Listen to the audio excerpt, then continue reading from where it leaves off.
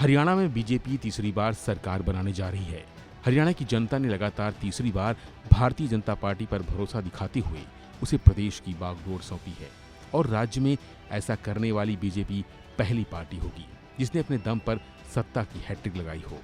बड़ी बात यह है कि इस बार बीजेपी को अपने दम पर पूर्ण बहुमत मिला है। चुनाव से महज कुछ दिनों पहले तक तमाम चुनावी जानकार कहते थे कि हरियाणा में एंटी इनकम्बेंसी बीजेपी के लिए घातक होगी और जाटों का गुस्सा उसे इस बार जीत की हैट्रिक नहीं लगाने देगा। लेकिन बीजेपी ने इन तमाम सवालों का सिर्फ एक जवाब दिया और वो था नायब सिंह सैनी। बीजेपी ने हरियाणा चुनाव से कुछ महीने पहले एक बड़ा फैसला लिया था। अचानक से मनोहर लाल खट्टर को सीएम पद से हटा दिया गया। हर कोई हैरान था कि एक साफ छवि वाले नेता की क्यों इस तरह से विदाई करवा दी गई। उस समय सभी के मन में यह सवाल भी आया कि क्या अब बीजेपी कई सालों बाद हरियाणा में किसी जाट चेहरे को मौका देने वाली है। लेकिन फिर पार्टी हाईकमान ने सभी को हैरान करते हुए नायब सिंह सैनी को मुख्यमंत्री बना दिया। एक ओबीसी चेहरे को आकर बीजेपी ने बड़ा सियासी दांव चलने का काम किया था और एक साथ कई निशाने साधे थे। सबसे पहला बार बीजेपी ने जाटों के इर्द गिर्द घूमती राजनीति पर की, क्योंकि हरियाणा में ओबीसी की आबादी लगभग 35% के करीब है और यही वजह है कि एक बार फिर जाट वोटों के पीछे ना जाकर बीजेपी ने नायब सिंह सैनी को चुनाव से ठीक पहले मुख्यमंत्री बना दिया।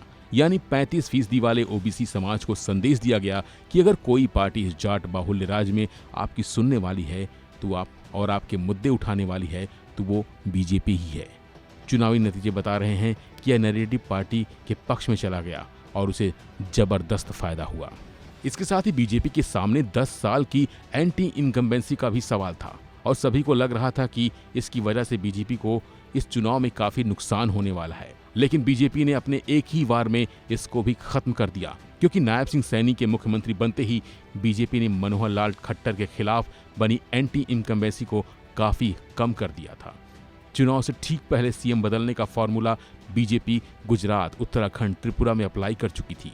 तीनों बार उसे फायदा मिला, सत्ता में वापसी हुई। ऐसे में नायब सिंह सैनी का सीएम बनना भी बीजेपी को फायदा दे गया। अगर जमीन पर जनता को शिकायत भी हुई तो सामने से बोला गया कि सरकार बदल चुकी है, नायब सिंह सैनी सब ठीक कर देंगे। ऐसे में नए चेहरे ने पुराने गिले शिकवे खत्म करने का काम किया और एक बार फिर से जनता का भरोसा बीजेपी की सरकार पर दिखा।